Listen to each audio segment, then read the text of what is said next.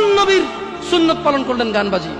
আপনার জন্য আমার বিল্ডিংটা ভেঙে পড়বে, বলে রাখি ছাড়বো না, ছাড়বো না।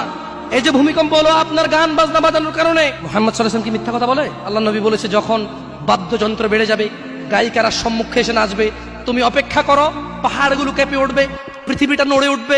জালজালা ইযা জুলজিলাতিল আরদু জিলজালাহা, যখন পৃথিবী প্রবল কম্পনে প্রকম্পিত হবে। ওয়া খরাজাতিল আরদু আসকালাহা, যখন এই মাটি তার ভিতরে যা আছে একদম লাথি মেরে বের করে দেবে, লাশ হোক আর যাই হোক, মাটি বলবে যে বেরো, বের হো আমার থেকে, বের হো, আমি তোর আর কাউকে রাখবো না। আপনি গান শোনেন, আমি শুনি না।